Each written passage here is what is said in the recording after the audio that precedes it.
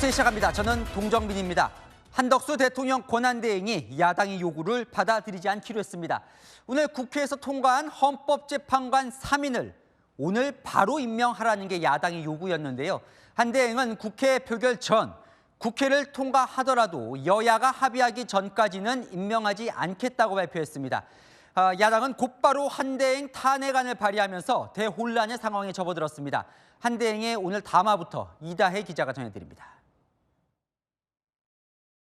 한덕수 대통령 권한대행이 예정에 없던 긴급 대국민 담화를 발표했습니다.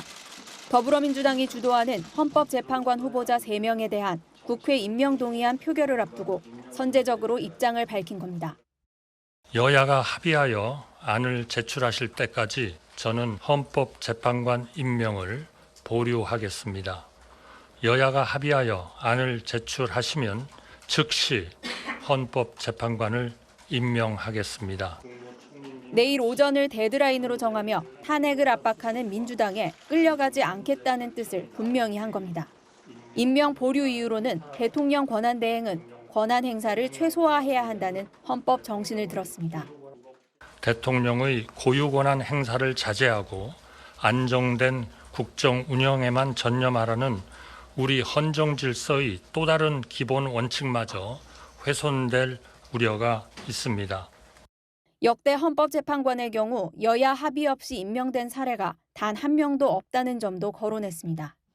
특히 공정한 탄핵 심판을 위해서는 절차적 정당성이 담보돼야 한다며 헌법재판소 결정 이후 임명한 황교안 권한대행의 전례를 언급했습니다. 헌재의 탄핵 심판 결정에 영향을 주는 임명은 하지 않는다는 원칙에 따라 헌재 결정이 나온 뒤 임명하셨습니다. 총리실 고위 관계자는 한 권한대행이 고심 끝에 내린 결단이라며 헌법과 법률, 국가의 미래를 판단 기준으로 삼는 것에 변함이 없다고 전했습니다. 채널A 뉴스 이다혜입니다. 한덕수 권한대행은 국회의장과 여야 대표가 리더십을 보여달라고 요청했습니다. 헌법재판관 임명 문제는 정치로 풀어야 할 사안이라며 공을 국회로 넘긴 겁니다. 홍란 기자입니다. 한덕수 권한대행은 진영을 넘어 나라 전체를 생각한 과거 정치인들을 언급하며 정치로 풀어야 할 일은 정치로 풀어달라고 했습니다. 우원식 국회의장님, 권영세 국민의힘 비상대책위원장 지명자님, 이재명 더불어민주당 대표님을 포함한 여야 정치인들이 반드시 그런 리더십을 보여주실 것이고 여야 합의를 계속 요구했는데도 정치권이 이를 외면하자 애둘러 비판한 것으로 해석됩니다. 한 권한대행은 국민이 분노하고 있는데 그냥 임명하면 되지 뭐가 문제냐는 분들도 있지만 그렇게 쉽게 답을 정할 수는 없다고 했습니다. 국가의 운명을 결정할 재판이 달려있는 만큼 국민들이 이견 없이 수용할 해법이 필요하다는 겁니다. 특히 우리나라가 갈등을 극복하고 여기까지 온 데는 정치 분야 선배들의 결단과 희생이 있었다며 재차 정치권을 압박했습니다. 앞선 세대 정치인들을 뛰어넘는 슬기와 용기를 보여주시길 대통령 권한대행 국무총리로서 간곡히 부탁드립니다. 한 권한대행은 또 개인의 거취나 영욕은 중요하지 않다며 야당의 탄핵 시도에 개의치 않는다는 입장도 밝혔습니다. 채널A 뉴스 홍란입니다. 하지만 한덕수 권한대행이 국회로 공을 던지자마자 국회는 야당 주도로 헌법재판관 3명 임명 동의안을 통과시켰습니다. 박지한 기자입니다. 한덕수 대통령 권한대행이 여야가 합의하지 않으면 임명하지 않겠다고 한 지 90분 만에 국회는 야당 주도로 헌법재판관 3명 임명 동의안을 통과시켰습니다. 국민의힘은 4명을 제외하고 전원 불참했습니다. 인사청문회에도 참여하지 않았기 때문에 헌법재판관에 대한 표결도 참여하지 않기로 그렇게 결정했습니다. 민주당이 추천한 마은혁 정계선 재판관 후보자는 찬성 193표, 국민의힘 추천 조한창 후보자는 찬성 185표를 받아 임명안이 가결됐습니다. 우원식 국회의장은 임명 보류를 선언한 한덕수 대행을 향해 임명을 촉구했습니다. 국회 선출 헌법재판관에 대한 임명 지연이나 거부는 명분이 없는 일입니다. 대통령 권한대행께서는 헌법과 법률, 국민의 상식에 부합하게 책임을 다해야 할 것입니다. 민주당은 한 대행이 여야 합의를 핑계로 임명 보류를 선언했지만 이미 여야 합의를 본 후보자들이라고 주장했습니다.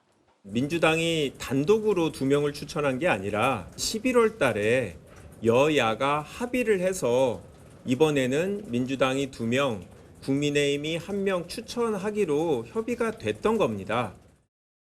하지만 국민의힘 핵심 관계자는 민주당 추천목 2명에 합의한 건 헌법재판소장을 대통령 추천 재판관으로 한다는 전제로 한 것이라며 상황이 달라졌다고 했습니다. 우 의장은 후보자 3명 선출안을 본회의 통과 직후 정부에 통지했습니다. 채널A 뉴스 박자한입니다. 민주당은 한덕수 권한대행이 헌법재판관 임명 보류를 선언하자 곧바로 탄핵안을 발의했습니다. 내일 당장 표결에 한 권한대행의 직무를 정지시키겠다는 겁니다. 국민의힘은 이재명 대표 사법 리스크 때문에 서두른다고 비판했습니다. 김유빈 기자입니다. 더불어민주당은 한덕수 대통령 권한대행의 긴급 대국민 담화가 끝난 지 30분 만에 탄핵소추안을 발의했습니다. 내란 대행임을 인정한 담화였습니다. 권한대행을 수행할 자격도 헌법을 수호할 의지도 없음이 분명해졌습니다. 내일 탄핵을 예고했지만 기다릴 필요도 없다며 바로 발의하고 보고까지 마친 겁니다. 민주당 의원들은 한 대행을 향한 욕설을 SNS에 올리며 분노를 표했습니다. 탄핵안 사유로는 헌법재판관 임명 거부와 내란 상설특검 임명 회피 등 권한대행 시절 혐의 3가지, 비상계엄 공모 및 한동훈 당시 국민의힘 대표와의 공동 국정운영체제 등 총리 시절 혐의 2가지가 포함됐습니다. 민주당은 당장 내일 본회의에서 한 대행 탄핵안 처리를 예고했습니다. 다음 대통령 대행 순서인 최상목 경제부총리도 헌법재판관을 임명하지 않을 경우 또 탄핵이냐는 질문에 이재명 대표는 하늘이 무너지면 어떻게 할 거냐고 되물었습니다. 일어나지 않은 상황을 가정할 때가 아니라 당장 한 대행을 탄핵할 때라는 점을 강조한 것으로 보입니다. 국민의힘은 민주당의 탄핵 폭주 원인은 이재명 대표의 사법 리스크라고 맞섰습니다. 이재명 대통령 만들기를 위해서 탄핵을 서두르는 것입니다. 조기 대선 정국을 만들어서 선거를 통해 이재명의 사법 리스크를 덮어버리겠다는. 권영세 비상대책위원장 지명자는 한 대행 탄핵안 가결 시 제2의 외환위기가 오지 않으리라는 보장이 없다고 경고했습니다. 채널A 뉴스 김유빈입니다. 우원식 국회의장은 헌법재판관 임명을 보류한 한덕수 권한대행을 강하게 비판했습니다. 여야 합의가 안 됐지만 민주당 주장대로 내일 오후 3시 한대행 탄핵안 표결을 하는데 동의했습니다. 하지만 야당 주장대로 탄핵 정족수를 151석 기준으로 할지는 아직 확정짓진 않았습니다. 우영기 기자입니다. 우원식 국회의장 측은 채널A에 내일 한덕수 대통령 권한대행 탄핵소추안 표결을 할 것이라고 말했습니다. 당초 여야는 26일과 31일 본회의만 합의했지만 야당이 요청한 대로 내일 오후 3시 본회의를 열기로 한 겁니다. 우원식 국회의장은 국회 몫의 헌법재판관 3명의 임명을 보류한 한 권한대행을 비판했습니다. 임명 행위는 애초 여야 논의의 대상이 아닌데도 이를 합의해달라는 것은 사실상 안 하겠다는 것이고 국회의 헌법재판관 선출권을 침해하는 것입니다. 다만 의결 정족수를 151명으로 할지 200명으로 할지 여부는 아직 결정하지 못한 것으로 알려집니다. 151명으로 결정했다가 헌법재판소에서 기각될 경우 등을 우려하는 것으로 해석됩니다. 민주당 내부에서는 우 의장이 결국 151명을 기준으로 삼을 거라고 보는 분위기가 우세합니다. 의장께서 151석으로 의결을 말하는 순간이 전례가 되고 일종의 판례적 기능을 하게 될 거라고 보고 있습니다. 의장님의 해석이 더 중요한 상황이라고 볼 수 있습니다. 이재명 대표 팬카페에는 우 의장의 전화번호를 공개하며 우유부단하게 처신해서는 안 된다는 문자를 보냈다는 글이 올라왔습니다. 우 의장이 야권 지지층을 의식하지 않을 수 없다는 분석이 나옵니다. 채널A 뉴스 우현기입니다. 자, 국회에서 범야권 다 합치면 192석이죠. 그런데 오늘 헌법재판관 임명 표결 참석자는 195명입니다. 여당이 의총에서 표결에 불참하기로 했는데 4명이 들어간 겁니다. 당장 내일 한덕수 대행 탄핵안 표결을 앞두고 여권이 이탈표에 주목하고 있습니다. 대통령 탄핵안 표결 때처럼 8표 이상 이탈표가 나오면 이견 없이 한 대행은 직무가 정지됩니다. 손인혜 기자입니다. 국민의힘은 내일 한덕수 권한대행 탄핵안 표결에서 8표 이상의 이탈표를 막는 게 중요합니다. 권한대행 탄핵은 재적의원 3분의 2, 200명 이상이 동의해야 한다고 주장해 왔는데 이탈표가 8표 이상 나올 경우 무용지물이 됩니다. 오늘 당 차원의 표결 불참을 선언했는데도 조경태, 김상욱, 한지아, 김예지 의원 4명이 헌법재판관 임명동의안 표결에 참석하면서 긴장감도 감돌고 있습니다. 이 중 일부는 내일 한대행 탄핵 표결에 찬성 뜻도 밝혔습니다. 한덕수 대행이 대통령의 탄핵에 대해서 미적거리거나 지연하는 그런 의지를 보인다면 국민의 이름으로 단호히 한덕수 대행 역시도 탄핵돼야 된다.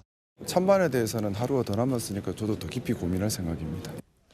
권영세 비대위원장 지명자는 탄핵안 통과는 우리 경제의 위기를 초래할 거라며 내부 위기감을 높였습니다. 국민의힘은 내일 탄핵안 표결 전 의원총회를 열고 참석 여부를 결정합니다.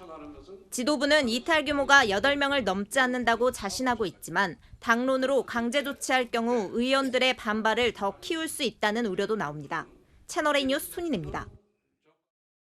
한덕수 대행 탄핵 기준이 151석이냐 200석이냐 이게 초미의 관심이죠. 자, 먼저 국회의 해석은 뭘까요? 국회 입법조사처 151석의 힘을 실었었는데 하루 사이에 미묘하게 입장이 달라졌습니다. 이준성 기자입니다. 국회 기관인 입법조사처가 의견을 낸 것으로 알고 있습니다. 잘 참고해서 판단하겠습니다. 한덕수 대통령 권한대행 탄핵소추안 의결 정족수 판단을 앞둔 우원식 국회의장이 참고하겠다고 말한 국회 입법조사처. 하루 만에 다른 입장이 나왔습니다.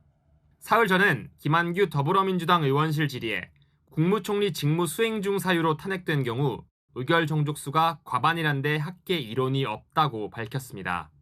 하지만 다음 날인 24일 김은혜 국민의힘 의원실 질의에는 대다수 헌법학자들은 과반으로 보지만 3분의 2 이상으로 보는 견해도 보도됐다고 답했습니다. 입법조사처는 논란이 일자 입장을 수정한 게 아니라 새로 확인된 의견을 추가한 것이라고 설명했습니다. 헌법재판소 연구기관에서는 지난 2015년 권한대행 직무로 탄핵될 경우 200석, 국무총리 직무로 탄핵될 경우 151석이라는 자료를 냈습니다. 하지만 이 또한 헌재의 공식 입장은 아닙니다. 여야도 서로 유리한 주장만 하고 있습니다. 당연히 탄핵 종족수는 대통령을 그 기준으로 해야 합니다. 151석이면 되는 탄핵, 국무총리 탄핵을 계속 권한대행이란 이유로 내일 표결에 붙여질 야당의 탄핵안은 탄핵 사유로 권한대행과 총리 직무가 함께 기재돼 있습니다. 박주민 민주당 의원은 의결 정족수 151명으로 가결되면 헌재가 알아서 총리 직무만 갖고 판단할 것이라고 말했습니다. 채널A 뉴스 이준성입니다. 한덕수 권한대행 탄핵 소추안이 국회를 통과할 경우 결국 최종 결정권은 헌법재판소가 가지게 됩니다. 151석이냐 200석이냐 이 가결 정족수 판단도 최종은 헌재의 몫입니다. 헌재는 사건이 들어오면 검토하겠다고 했습니다. 공태현 기자입니다. 윤석열 대통령 탄핵 심판에 착수한 헌법재판소. 국회에서 한덕수 권한대행 탄핵소추안이 통과되면 대통령 권한대행 탄핵 심판까지 맡아야 합니다. 대통령 탄핵 심판은 윤 대통령 포함 3번째지만 대통령 권한대행 탄핵 심판은 헌정사상 초유의 일입니다. 대통령 권한대행 국회 탄핵 정족수가 과반인 151석인지 대통령 탄핵 정족수인 200명 이상인지도 헌재가 판단해줘야 하는 상황이 생길 수도 있습니다. 한 권한대행 탄핵소추안이 151석 이상 200석 미만으로 국회를 통과할 경우 헌재의 정족수를 충족했는지를 가려달라는 신청이 접수될 가능성이 높습니다. 탄핵소추 의결서가 헌재로 넘어와도 헌재가 정족수 미달로 판단하면 권한대행 파면 여부를 본격 심리하지 않고 각하 결정으로 조기 종결할 수도 있습니다. 헌재는 한 권한대행 탄핵안 정족수 문제를 우선 검토할지에 대한 질의에 차후 사건이 들어오면 검토해봐야 한다고 말을 아꼈습니다. 헌재는 내일 오후 윤석열 대통령 탄핵 심판 첫 준비 기일을 열고 탄핵 심판 쟁점 등을 정리할 방침입니다. 채널A 뉴스 공태현입니다. 안은 기자, 정치부 이세진 기자 나와 있습니다. 네, 한덕수 권한대행이 긴급 담화했어요. 긴급. 그러니까 예상보다 빨리 입장을 낸 거예요. 어떤 일이 있었던 겁니까? 네, 한대행 입장에서는 결단이 필요했던 시기입니다. 야당의 요구대로 헌법재판관을 임명하든 여당 요구대로 임명을 하지 않든 논란은 불가피했습니다. 그래서 꺼내든 게 원칙론 같습니다. 당장은 안 한다. 대신 여야가 협의해서 가져오면 한다. 공을 국회로 던진 겁니다. 지금 이 기자가 원칙이라고 했지만 결과적으로는 야당 뜻대로 안 하겠다는 거예요. 자, 바로 안 하면 탄핵이 될 수 있다는 걸 예상을 했을 거거든요. 네, 한대행 쪽은 그렇게는 보지 말아달라고 하더라고요. 한대행은 전혀 타협점을 찾지 못하는 정치권의 모습에 대한 답답함을 최근 토로했다고 합니다. 정부에 그냥 툭 던져놓고 정치권은 타협도, 협의도, 정치력도 없다라면서 답답함을 나타냈다고 합니다. 이런 문제의식을 오늘 담화에 솔직히 담은 거라는 거죠. 그런데 사실 담화 발표 시점은 조금 의미가 있어 보이는데요. 네, 이 부분은 정치적인 전략도 담긴 것으로 해석이 됩니다. 국회가 오늘 오후 2시에 헌법재판관 임명 동의안 표결을 예고했었거든요.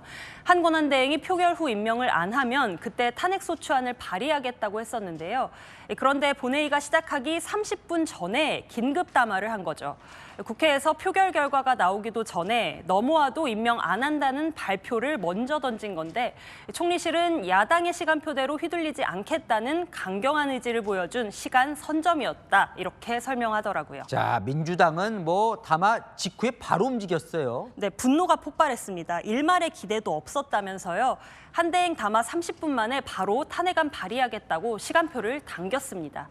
품속에 있던 거 꺼내듯이 바로 꺼낸 겁니다.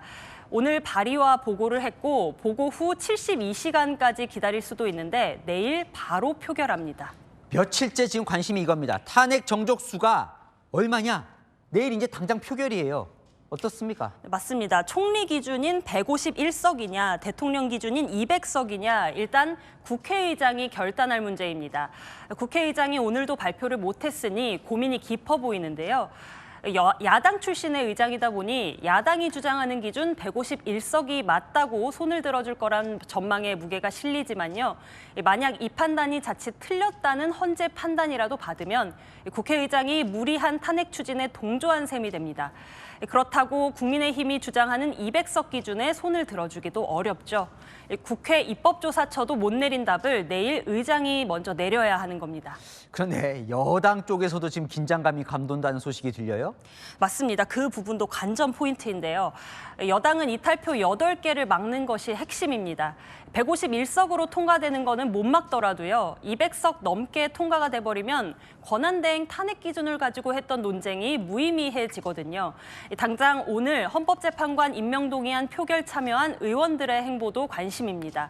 당의 불참 방침에 아랑곳 않고 움직이고 있으니까요. 자, 이 당장 내일인데 좀 의원들한테 물어봤어요? 어떤지? 네, 조경태 의원은 아예 탄핵돼야 한다고 말을 했고요.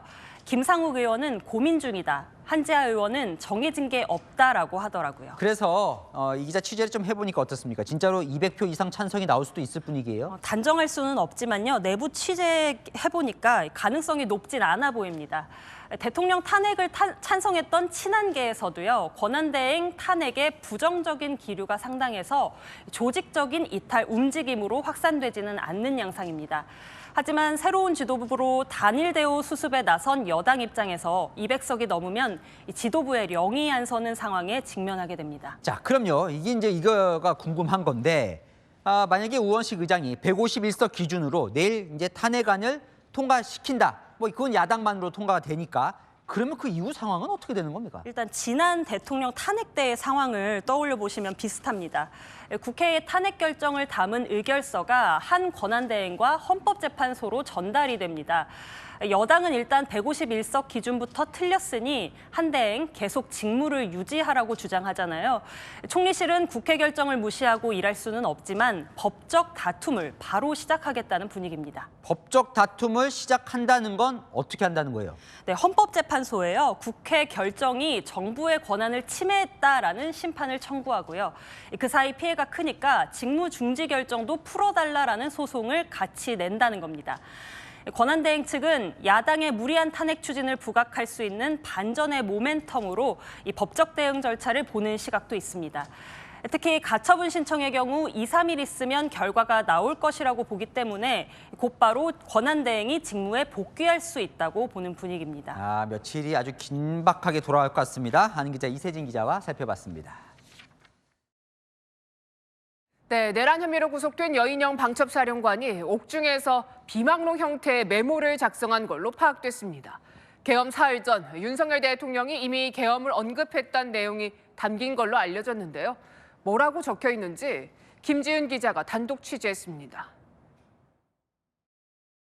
계엄군 투입과 정치인 체포조 가동에 관여한 혐의로 지난 14일 구속된 여인형 국군 방첩사령관. 여 사령관이 내란 중요 임무 종사 등의 혐의로 구속된 직후 구치소에서 종이 4장 분량의 자필 문건을 작성한 걸로 전해졌습니다. 비상계엄 사태 전후의 기억을 날짜와 시간 순으로 복원한 메모 형식의 문건이었습니다. 이 문건에는 비상계엄 선포 사흘 전인 11월 30일 윤 대통령이 당시 전국을 내정 혼란으로 규정하고 계엄을 비상시 대통령이 취할 수 있는 헌법이 보장한 권한이라고 표현했다는 내용이 담긴 걸로 전해졌습니다. 계엄 반대 의견에 대해선 윤 대통령이 계엄은 대통령의 유일한 수단이라며 이것도 못한다면 어쩌라는 거냐고 반문했다는 내용도 담긴 걸로 알려졌습니다. 11월 30일은 여 사령관이 윤 대통령, 김용현 국방장관과 만나 대화를 나눈 날입니다. 이날 세 사람의 만남 사실은 알려진 내용이지만 윤 대통령이 비상계엄 선포 사흘 전에도 계엄을 언급했다고 주장하는 문건의 존재가 처음 드러난 겁니다. 여 사령관은 자신이 이날을 포함해 4차례 계엄에 반대했다고 메모에 적은 걸로 전해졌습니다. 메모 작성 경위에 대해 여 사령관 측 변호인은 기억을 되살리려고 생각나는 걸 적은 거라며 정확하지 않을 수 있다고 설명했습니다. 채널A 뉴스 김지윤입니다.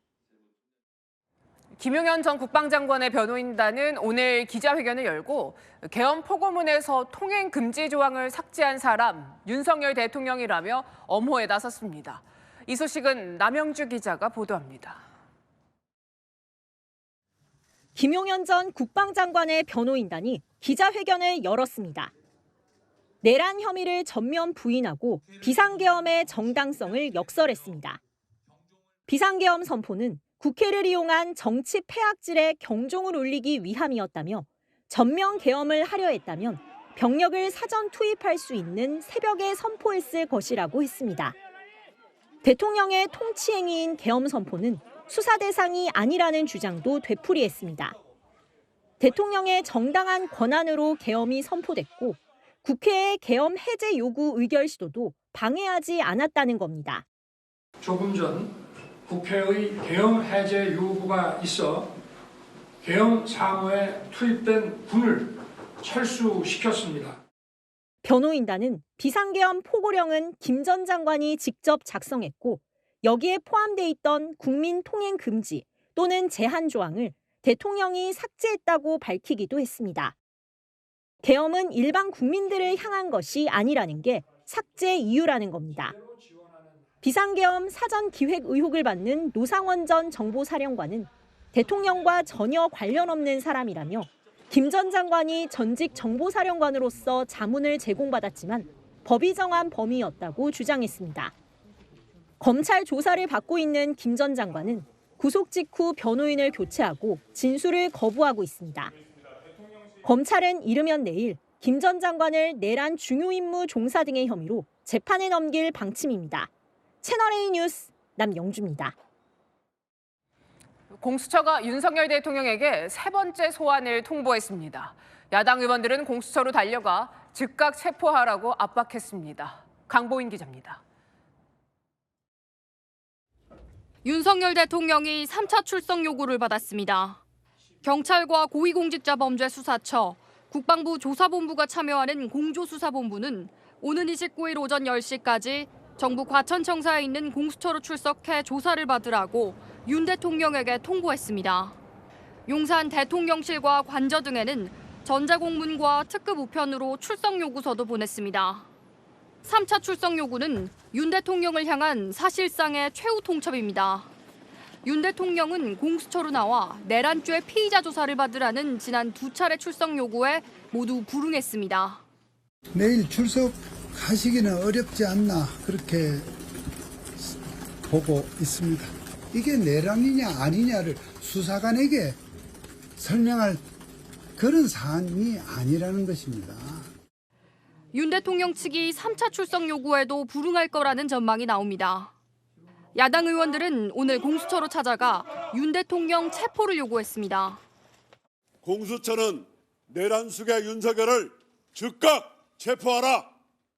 공수처는 윤 대통령이 3차 출석 요구에도 불응하면 체포영장을 청구하는 방안을 검토할 방침입니다. 채널A 뉴스 강보인입니다. 주한 일본 대사가 오늘 국회를 찾아 여야 대표를 연달아 만났습니다. 미국 대사 때처럼 화기애애했을까요? 송진섭 기자입니다. 국회를 찾은 미즈시마 고이치 주한 일본 대사가 30분 간격을 두고 여야 수장들을 연달아 만났습니다. 먼저 만남을 가진 건 국민의힘이었습니다. 환영합니다. 안녕하십니까. 미즈시마 고이치입니다. 권성동 원내대표는 혼란스러운 정치 상황이지만 한덕수 대행 중심으로 한일 관계와 한미일 삼각공조는 흔들리지 않는다고 강조했습니다. 한국 정부는 한덕수 대통령 권한대행을 중심으로 흔들림 없이 국정 운영을 이어가고 있습니다. 한일 관계와 한미일 협력이 흔들리지 않도록 곧바로 진행된 민주당 이재명 대표와의 첫 인사도 화기애애했습니다. 저는 개인적으로 이제 일본에 대한 애정이 매우 깊은 사람입니다. 그래서 많은 적대감을 가지고 자랐는데 제가 변호사 활동을 할 때 일본을 방문했다가 그 생각들이 많이 이렇게 바뀌었습니다. 과거사, 독도 등 민감한 양국 현안 문제 언급도 나왔습니다. 과거사 문제라든지 또는 독도 문제를 둘러싼 감성을 건드리는 이런 문제들에 대해서는 뭔가 서로 좀 해결할 수 있는 길은 얼마든지 있다. 마음만 먹으면. 미즈시마 대사는 양국 관계의 중요성은 변함없다고 강조했습니다. 채널A 뉴스 송진섭입니다. 네, 탄핵 정국 이후 한국과 일본의 고위급 외교당국자가 처음으로 대면했습니다. 어떤 대화가 오갔는지 도쿄 송찬욱 특파원이 취재했습니다. 미국 워싱턴 방문 직후 일본 도쿄 외무성을 찾은 김홍균 외교부 1차관. 지난주 한덕수 대통령 권한대행과 이시바 시게루 일본 총리의 전화통화, 나흘 뒤 양국 외교장관 간의 통화에 이어 차관급 대면 회담까지 열린 겁니다. 약 1시간 반 동안의 회담에서 김 차관은 일본 측의 대통령 권한대행 체제에서 안정적으로 국정이 운영되고 있다고 거듭 설명했습니다. 그래서 일측은 한일 관계의 중요성을 다시 한번 강조하면서 앞으로도 한일 관계를 지속 유지 발전시키기 위해서 함께 노력하자는 그런 입장 표명이 있었습니다. 또 고위급 대면 회담 등 양국 간 접촉 기회를 계속 만드는 것이 필요하다는 데 의견을 모은 걸로 알려졌습니다. 하지만 상황은 여의치 않습니다. 한 권한대행마저도 탄핵 소추로 직무 정지가 되면 한일 정상급 회담은 더 어려워질 전망입니다. 권한대행과 이시바 총리의 회담이라든지 이런 부분은 좀 논의된 게 없으신가요? 그런 구체적인 사항은 논의된 바가 없습니다. 한일 외교 소식통에 따르면 양국 협력 기조를 유지하기 위해 우선 한일 장관급 회담부터 추진하는 방안을 검토 중인 걸로 전해졌습니다. 한국 정치 상황에도 한일 양국은 내년 국교 정상화 60주년 관련 사업을 협의 중이고 조만간 구체적인 내용을 발표할 계획입니다. 도쿄에서 채널A 뉴스 송찬욱입니다. 성탄절에 또래 여성을 살해한 10대 남성이 체포됐습니다. 인터넷 채팅으로 알게 된 사이인데 강원도에서 경남 사천까지 이동해서 범행을 저질렀습니다. 홍진우 기자입니다. 인적이 뜸한 거리, 한 남성이 휴대전화를 보며 누군가를 기다립니다. 잠시 후 순찰차가 도착하고 경찰관들이 다급히 일대를 살핍니다. 사건이 벌어진 건 어젯밤 8시 반쯤. 10대 A군이 또래 10대 여성에게 흉기를 휘둘러 살해했습니다. 범행 후 자해를 시도해 병원으로 이송됐는데 생명엔 지장이 없는 것으로 알려집니다. 집에서 행사하고 계속 하고 있고 남자는 하면서 이제 소리를 내고 있길래 그 상태에서 상황이 좀 심각하다고 느꼈죠. 고등학교를 중퇴한 A군은 인터넷 채팅을 통해 여성과 알고 지낸 사이였습니다. 얼굴을 본 건 어제가 처음이었습니다. 범행 당일 자신의 주거지인 강원도 모처에서 경남 사천까지 내려왔습니다. 거리를 배회하며 기다리다 미리 준비한 흉기로 범행한 것으로 파악됐습니다. 경찰에 체포될 당시 A군의 가방에선 또 다른 흉기와 인화 물질이 나오기도 했습니다. A군은 범행 동기에 대해 입을 열지 않고 있습니다. 피해자가 사용한 휴대폰과 피해자가 사용한 휴대폰을 포렌식해서 살해 동기를 찾아낼 생각입니다. 경찰은 살인 혐의로 구속영장을 신청할 방침입니다. 채널A 뉴스 홍진우입니다. 부실복무 의혹을 받고 있는 가수 송민호 씨, 결국 경찰 수사를 받게 됐는데요. 복무 시간에 근무질이 이탈한 게 확인되면 빠진 일수만큼 재복무를 하게 될 수 있습니다. 김민곤 기자입니다. 병무청이 아이돌 그룹 위너의 멤버 송민호 씨의 부실복무 의혹에 대해 사흘 전 경찰에 수사를 의뢰한 사실이 뒤늦게 알려졌습니다. 이날 송 씨는 사회복무요원에서 소집 해제됐는데 한 매체는 송 씨가 늦은 출근과 이른 퇴근을 반복하거나 일과 시간에도 근무지에서 보이지 않았다는 등의 정황을 보도한 바 있습니다. 병역법에 따르면 사회복무요원이 복무를 이탈한 경우에는 그 일수를 복무기간으로 보지 않아 송 씨의 재복무 가능성까지 제기됩니다.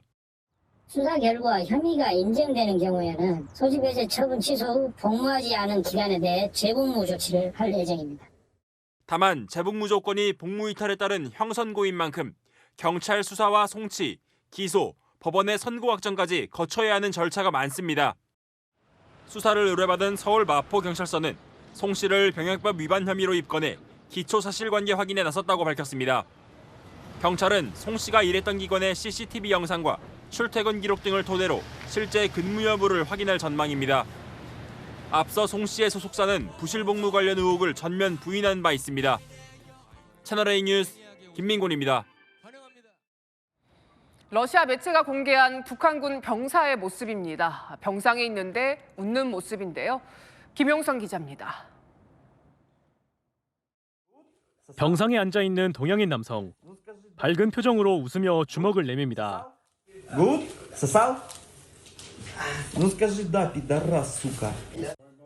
러시아군 소식을 자주 게재하는 텔레그램 파라팩스가 모스크바의 군병원에 입원한 북한군의 모습이라고 공개한 영상입니다.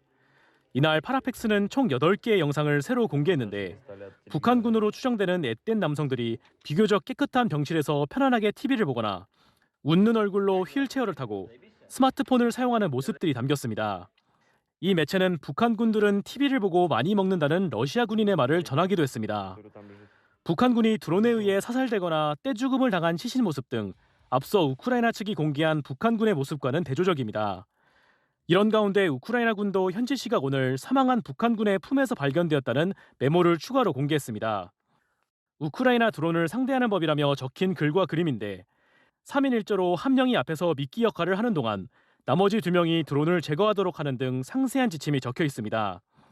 러시아와 우크라이나 간 교전만큼 양측의 선전전도 치열해지고 있습니다. 채널A 뉴스 김용성입니다.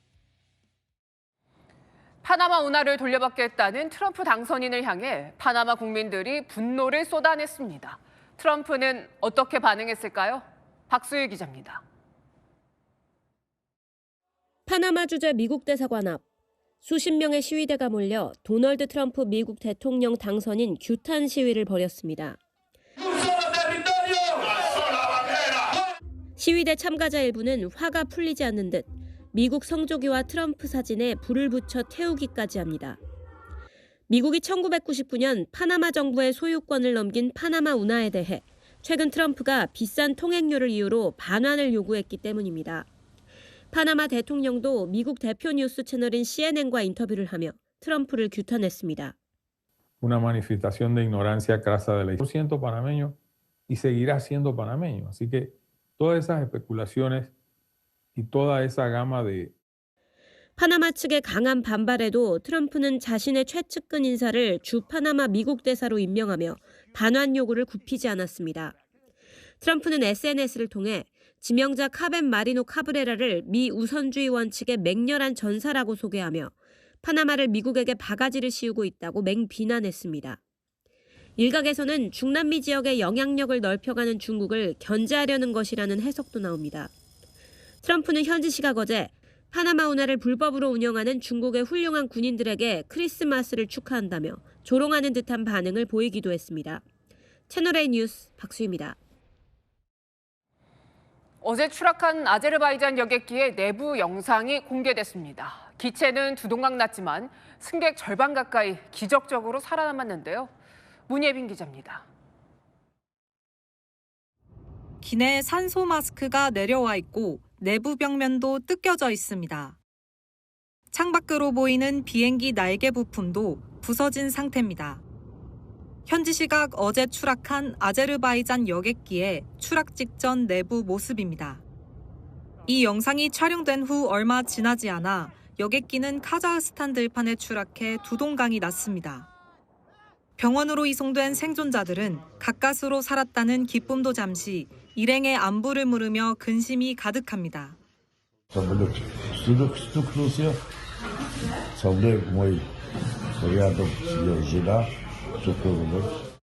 AP통신 등 주요 외신에 따르면 탑승객 67명 중 현재까지 생존자는 29명으로 나타났습니다. 외신들은 추락 당시 앞부분은 완파됐지만 뒷부분은 비교적 충격을 덜 받은 채 발견됐고 여기에 추락 장소가 해변이어서 건물 등과 충돌이 없었다는 점도 생존자가 많았던 이유로 꼽았습니다. Qəzanın səbəbləri bizə bəllidir. Müxtəlif versiyalar var, hələ ki bu barədə. 당초 셋대와 충돌에 추락했다는 보도도 나왔지만 월스트리트 저널은 사고 여객기 꼬리에 미사일 흔적이 있다며 러시아 방공망에 의한 격추 가능성을 제기하기도 했습니다. 채널A 뉴스 문예빈입니다. 캐나다에서는 차로 보석 가게 벽을 부수고 들어와서 주인이 보는 앞에서 대놓고 훔쳐가는 도둑 영상이 공개됐습니다. 배정현 기자입니다. 영업이 한창인 보석 가게 안으로 갑자기 검정색 승용차가 벽을 부수며 들이닥칩니다. 겁에 질린 손님은 모퉁이로 뒷걸음질 칩니다. 검정 복면을 쓴 남성들이 들어오자 가게 주인은 뛰어가 몸싸움을 벌입니다. 하지만 도둑들은 망치로 진열장을 깨 보석을 훔쳐 불이 나게 가게를 떠납니다. 가게 안은 순식간에 아수라장이 됐습니다. 현지 시각 21일 캐나다 몬트리올주에 위치한 보석 가게에 도둑이 들어 수십만 달러의 금과 보석을 훔치는 사건이 발생했습니다. They guys came in with a big hammer, rods, guns.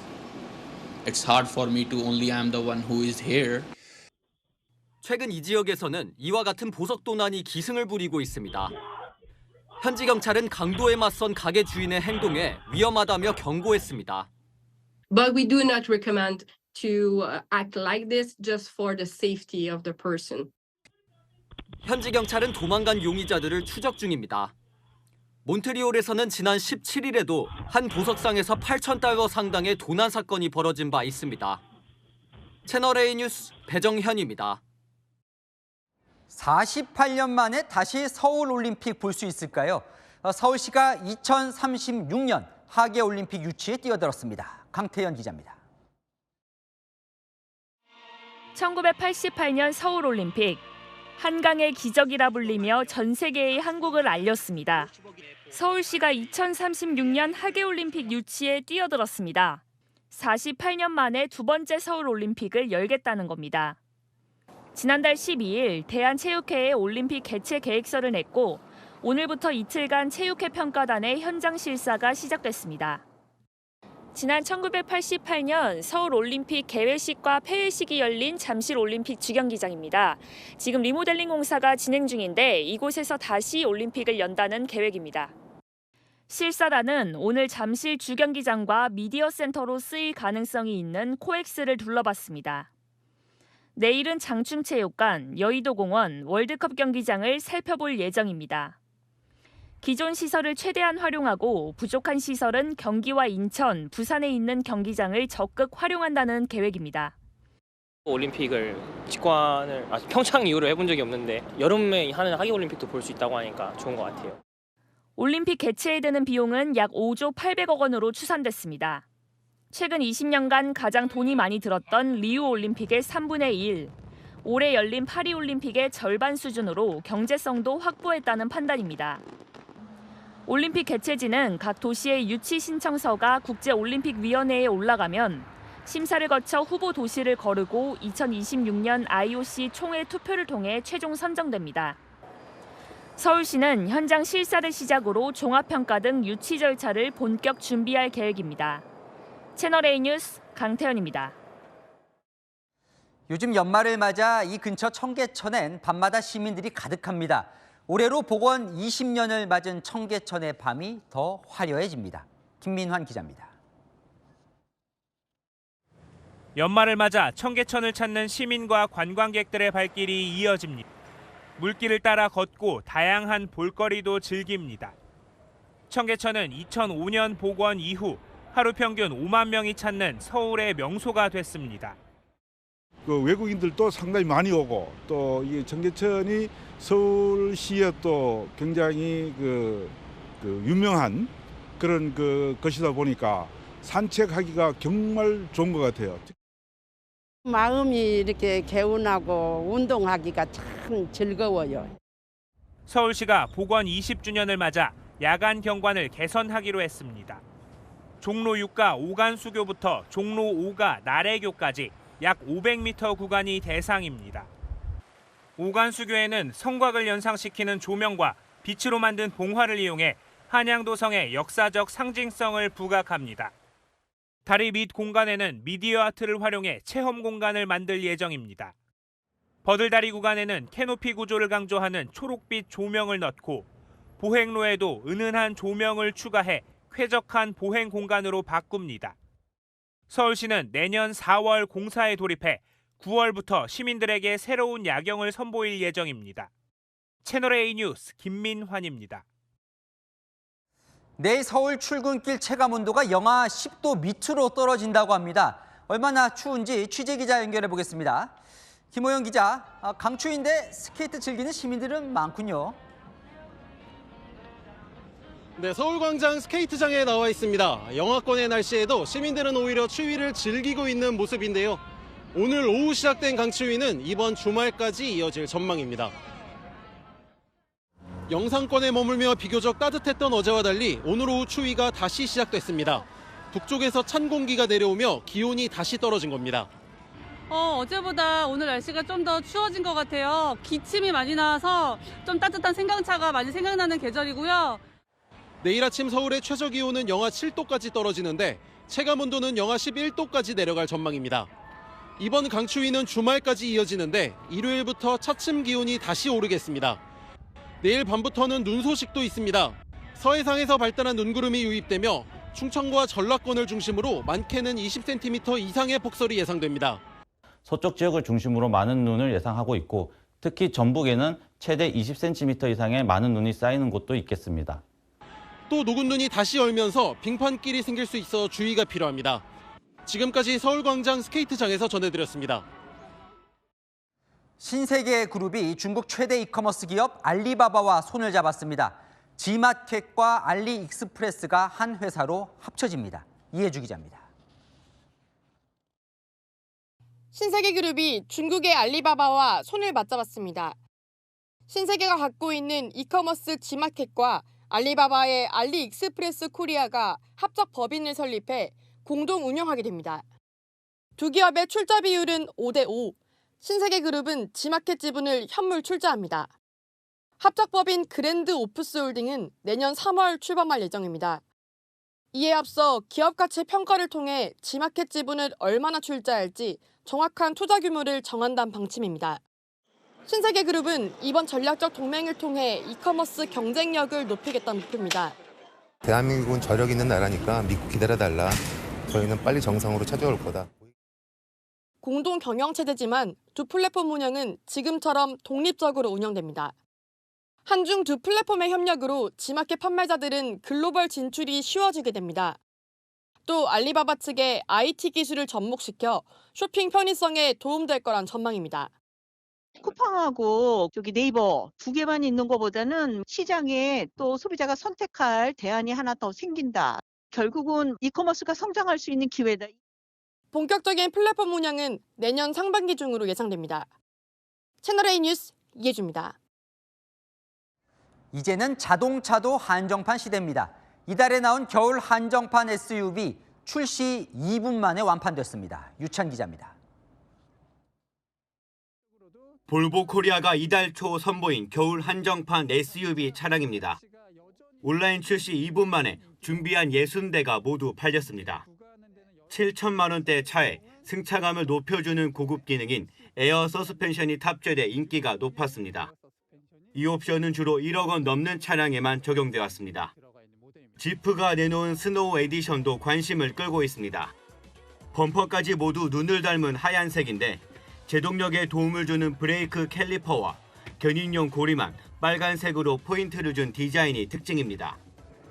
이와 반대로 제네시스는 차량 전체를 검정색으로 덮은 블랙 에디션을 내놨습니다. 네, 차 앞쪽 먼저 보면요. 엠블럼과 그릴부터 휠, 그리고 차 안쪽의 시트 가죽까지 모두 검정색으로 통일시켰습니다. 차 뒤쪽으로 가볼게요.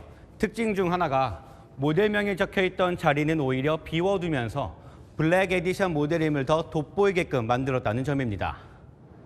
GV80과 GV80 쿠페, G90 세 개 모델에만 블랙 에디션을 적용했습니다. 집 다음으로 가장 중요한 재산의 일환이고 남들하고 동일한 차종을 모는 걸 상당히 싫어하고 좀 스페셜 에디션이나 차별성을 강조하거든요. 올 3분기까지 국내 신차 등록 대수는 11년 만에 가장 적은 상황. 자동차 업계가 개성을 표현하려는 소비자들을 공략하며 판매 부진을 극복하고 있습니다. 채널A 뉴스 유찬입니다. 한국에 취업하려는 일본인이 빠르게 늘고 있습니다. 2014년 단 한 명이었는데 지금 몇 명까지 늘었을까요? 왜 늘어날까요? 현장 카메라 광민경 기자가 취재했습니다. 예전에는 우리나라 사람들이 일본 취업을 많이 알아봤죠. 최근에는 반대로 일본인의 한국 취업이 크게 늘었습니다. 현장으로 가보겠습니다. 2년 전 한국 웹툰 회사에 취직한 무라이 미유 씨. 학창 시절 걸그룹 소녀시대에 푹 빠져 살다 보니 한국에서 일하고 싶다는 꿈이 생겼습니다. 번역 일을 하고 있는데 일본 분들이 재밌게 웹툰을 보시려면 약간 살아있는 일본어로 번역해야 한다는 생각을 갖고 있기 때문에 명문 와세다 대학교를 졸업하고 한국 IT 회사에 취직한 나가이 고시로 씨는 한국의 기술 경쟁력에 주목했습니다. 기술적으로 일본이 80년대, 90년대까지만 해도 앞서 나간 나라다라는 인지가 있었는데 이제 AI라든지 그런 전단 기술에 있어서는 한국 기업들이 앞서 나가는 부분이 훨씬 많고 2014년 한국 취업 비자를 받은 일본인은 단 한 명에 불과했지만 현재는 약 1,900명으로 급증했습니다. 한 4배, 5배 정도 되는 것 같습니다. 전에는 아예 이제 제로였고 K-뷰티 인기가 높아지면서 최근에는 국내 화장품 업체에도 일본인 구직자들이 몰립니다. 우리나라의 임금 수준이 높아진 것도 영향을 줬습니다. 엔화 가치가 떨어지면서 한국 회사들이 더 매력적으로 다가오는 겁니다. 지금이나요? 혹시 제 능력을 이만큼이야 라는 거에 잘 대답을 해주시는 것 같은 느낌은 들어요. 경직된 일본 문화가 싫어서 한국행을 택한 일본인들도 있습니다. 눈치를 봐야 되는 게 너무 심하고 한국은 그래도 의견을 좀 세게 가지고 전달하고 이해하는 느낌이 좀 강한 것 같아서 한국에 취업하길 원하는 일본인들은 늘고 있지만 정작 비자 발급이 걸림돌이 되곤 합니다. 우리나라는 비자 발급 시 직무와 관련된 학력이나 경력을 요구하고 있어 취업을 포기하는 경우도 많습니다. 비자의 허들이 낮아지고 외국인들이 일하기 좋은 환경이 조금만 더 준비가 되면 좋을 것 같습니다. 현장 카메라 박민경입니다. 여랑야랑 오늘은 정치부 홍지은 기자와 함께합니다. 첫 번째 주제 보겠습니다. 뭐예요? 30.4? 네, 윤석열 대통령의 국정수행 지지도입니다. 오늘 발표된 건데요. 대통령 지지한다가 30.4%로 긍정 답변이 30%를 넘어섰습니다. 30%대 계엄 전보다 오히려 높은 거 아닙니까? 네, 그래서 저도 궁금해서 같은 여론조사 기관의 추이를 살펴봤습니다. 20%대였던 지지율이 계엄 이후 10%대로 폭락했다가 2주 만에 12.9%포인트나 올랐습니다. 아니 요즘 관저에 칩거만 하고 있고 소환 조사 나오라고 해도 안 나가는데 왜 오르는 거예요? 네, 조사기관 측은 대통령에 대한 동정심 그리고 보수 지지층 결집 효과로 보고 있습니다.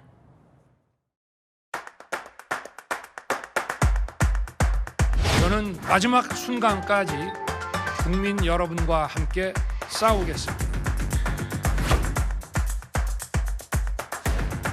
박근혜 대통령 탄핵 이후에 극렬 지지자 중심으로 뭉쳐서 버티면 다시 기회가 온다라는 생각을 가지고 있고.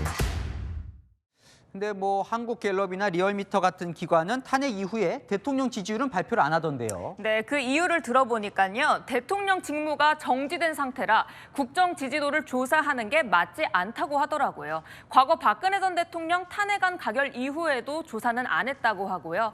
한 여권 관계자는 착시 효과일 가능성도 제기했습니다. 오늘 조사 응답률이 3%밖에 안 됐는데 극렬 지지층이 적극적으로 답한 결과일 수도 있다고 보는 거죠. 네, 추이를 좀 더 지켜보면 알겠죠? 다음 주제 보겠습니다. 갑자기 한덕수는 뭘까요? 네, 오른쪽 3명 보시면 다 대선 잠룡들이죠. 여권에서는요, 한덕수 대통령 권한대행을 대권 주자로 눈여겨보기 시작했습니다. 국민을 자꾸 분열시키지 마세요. 오늘 선언도 하셨잖아요. 국민을 가르는 게 그게 오늘 선언하신 겁니까? 저는 헌법재판관 임명을 보류하겠습니다. 소신 있게 판단해서 한다 하면 우리 한덕수 총리를 대권 후보로 크게 작용하지 않을까 이런 생각들을 우리 의원님들이 많이 하고 계십니다. 네, 또 다른 여당 의원은 안정적인 인물이라 평가하며 직접 전화를 걸어 출마를 설득했다고 하더라고요. 출마할 생각이 있대요? 네, 무슨 대권이냐며 손사래를 쳤다고 하는데요. 오늘도 이렇게 선을 그었죠. 안정된 국정 운영에 전력을 다하는 것을 제 마지막 소임이라고 생각하고 있습니다. 야당은 내란 대행이라면서 맹공을 퍼붓던데요. 네, 헌법재판관 임명 거부에 원색적인 욕설을 서슴지 않을 정도로 분노가 가득합니다. 오늘 본회의장에서는요, 한바탕 소동이 벌어지기도 했습니다. 총리마저 국민의 눈치 대신 그 의장은 뭐야? 그 의장 선준해! 해당 안건에 대해서만 얘기하시죠. 그렇게 큰 소리 치는 것도 별로 좋지 않습니다. 또 성심여중 학생들이 지켜보고 있습니다. 누가 이렇게 소리 지르는 거예요? 누구예요? 근데 야당은 한 대행을 탄핵하겠다는데 대선 출마가 가능은 한 거예요? 네, 탄핵 소추되면요, 헌법재판소가 결정을 날 때까지 사퇴가 불가하기 때문에 대선 출마 불가합니다. 하지만 헌재 판결이 빨리 나오면 가능할 수도 있습니다. 원칙상 대선 한 달 전에만 사퇴하면 출마가 가능하거든요. 어수선한 탄핵 정국 속 여론도 정치판도 참 예상하기 힘든 것 같습니다. 네, 지금까지 여랑야랑이었습니다.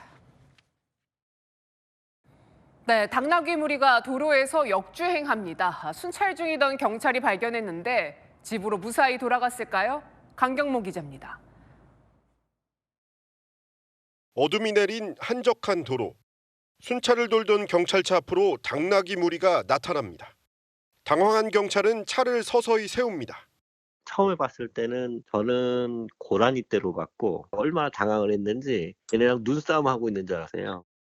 도로를 역주행하던 당나귀 무리는 한참 동안 경찰차를 응시하더니 왔던 길로 방향을 돌립니다. 맨 앞 당나귀가 뒤돌아 움직이자 나머지 5마리도 줄줄이 따라갑니다. 경찰차도 조금씩 속도를 내고 좌우로 움직이며 당나귀들을 몰기 시작합니다. 다행히 도로를 달리던 다른 차량이 없었고 당나귀들도 흩어지지 않았습니다.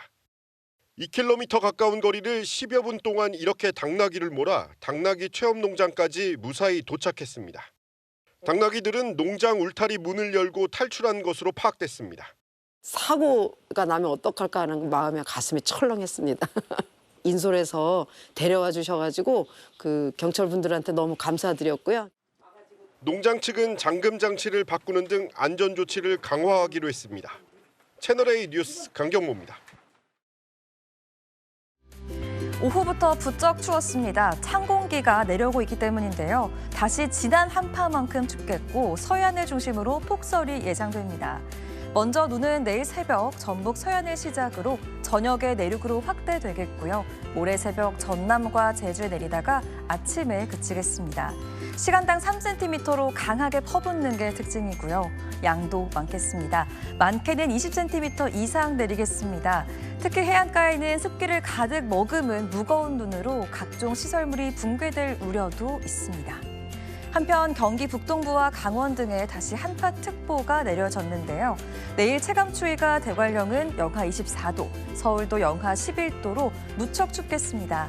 실제 기온도 서울 영하 7도, 춘천 영하 12도로 낮겠고요. 대구도 영하 4도에서 시작되는 등 오늘보다 7도 낮겠습니다. 한파는 일요일까지 이어질 전망입니다. 날씨였습니다.